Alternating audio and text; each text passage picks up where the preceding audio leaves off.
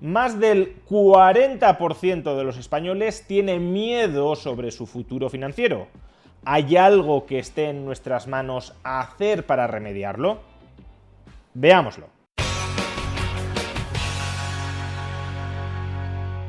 De entre los más de 55 países encuestados recientemente por el estatista Consumer Insight, la población que muestra mayor preocupación por su futuro financiero es la española.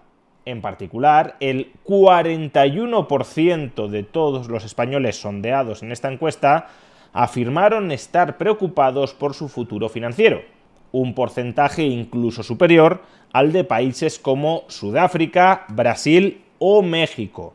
Las razones que pueden motivar a una persona a expresar preocupación por su futuro financiero pueden ser variadas, por ejemplo, el estancamiento salarial, la inflación o también la incertidumbre sobre la viabilidad futura del sistema de pensiones de su país. Y combinando todos estos factores que ensombrecen el futuro financiero de una persona, como digo, la población española es la que se muestra más pesimista sobre este futuro.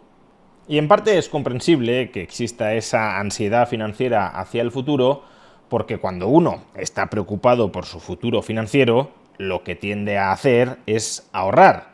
A través de ese ahorro se va constituyendo un patrimonio personal propio que te permite encarar con mayor tranquilidad, con mayor seguridad, ese futuro incierto. Sin embargo, hay un porcentaje bastante elevado de la población española que, pese a estar preocupada por su futuro financiero, ni siquiera tiene la capacidad de ahorrar. Según el reciente estudio de Pluxee de retos y tendencias en recursos humanos, el 26% de los trabajadores españoles no consigue ahorrar nada a fin de mes y otro 29% ahorra menos del 10% de su salario.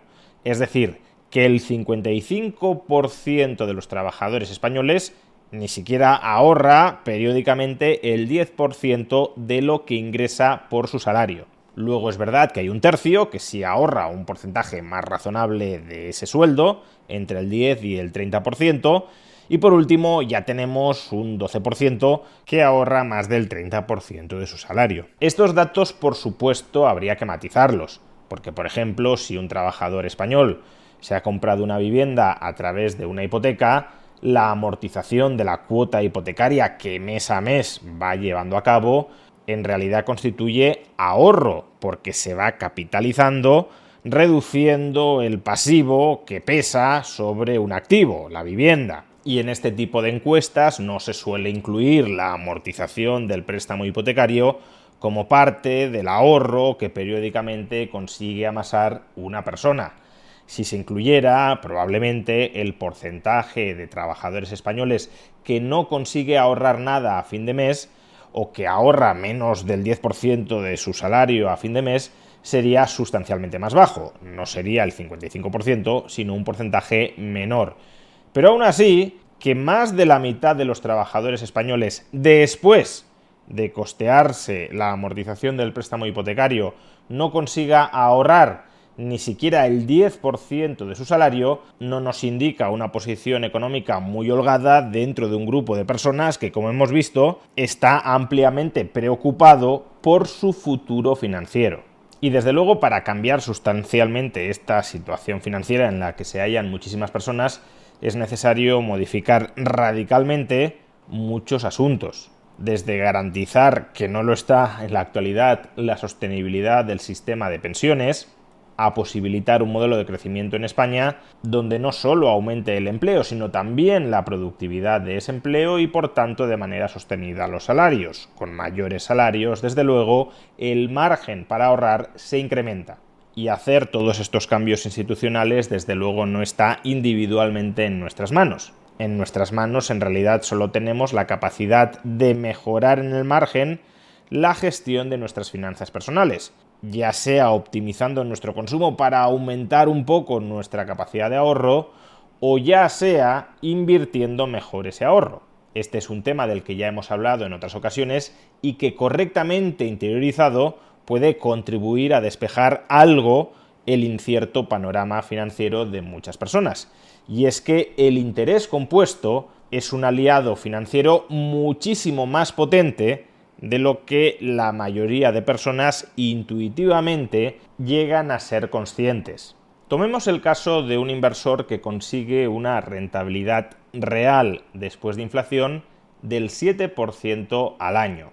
Es una rentabilidad que a muchos les puede sonar estratosférica, pero que en realidad se ubica en el promedio que han ofrecido durante las últimas décadas índices bursátiles como el Standard & Poor's 500 en Estados Unidos o el MSCI World.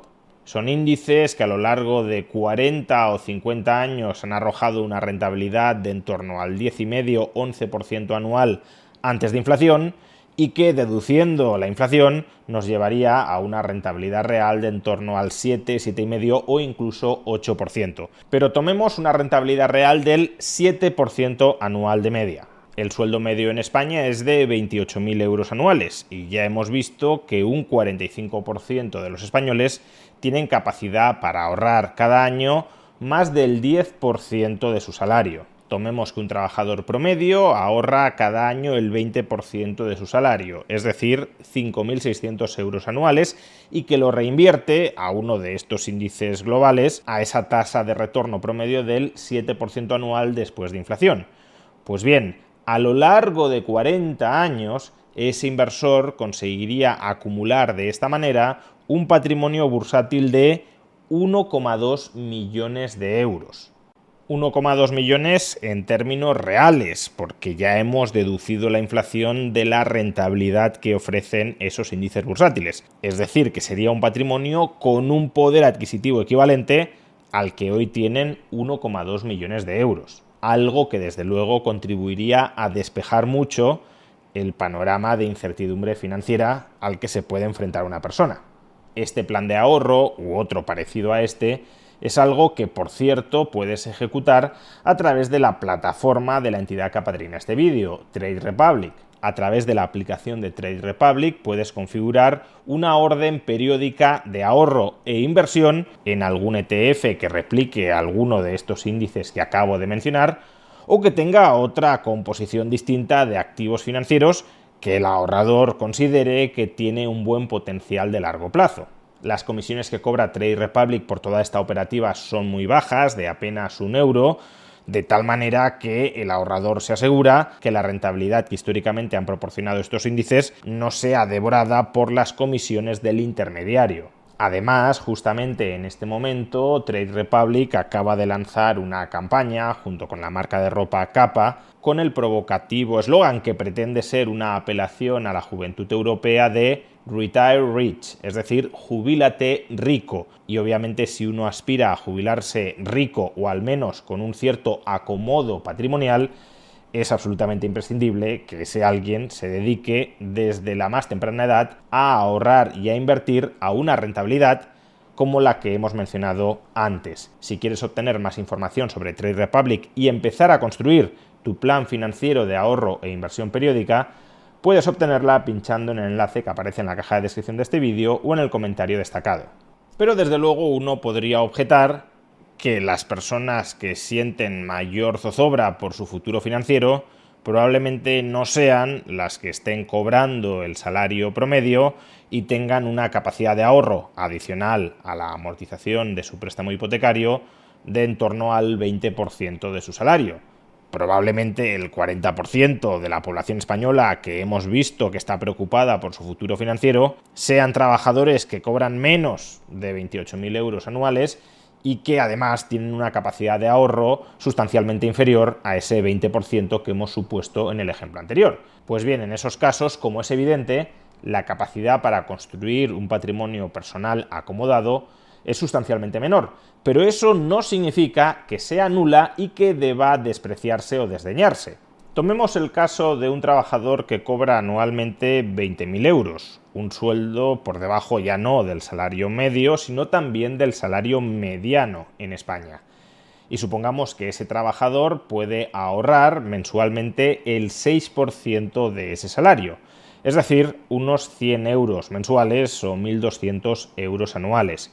Pues bien, si ese trabajador invirtiera 100 euros mensuales a un índice como el Standard & Poor's 500 o como el MSCI World y lograra en promedio una rentabilidad después de inflación del 7%, al cabo de 40 años habría acumulado un patrimonio bursátil superior a 250.000 euros, que desde luego no es un patrimonio bursátil que vaya a solventarle todas las papeletas financieras a las que se puede enfrentar una persona a prácticamente nadie, pero sí es un buen complemento patrimonial a un futuro financiero que muchas personas, por ejemplo, como consecuencia de la complicada viabilidad del sistema de pensiones, consideran incierto.